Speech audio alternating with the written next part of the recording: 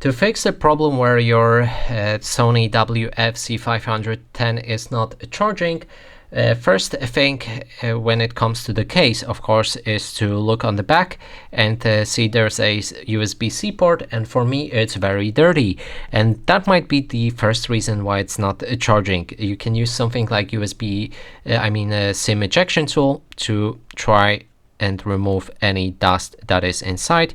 You can also try to blow and make sure not to spit any saliva inside of it to clean it from any dust. Okay, so for me it seems clean, and the charging case should be charging fine.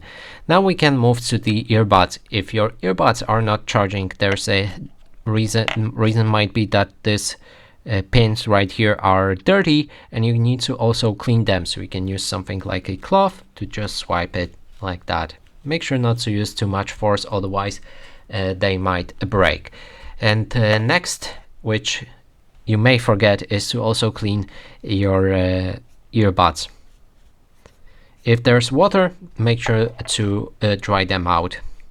And that is everything you can do to fix a problem when your earbuds are not charging.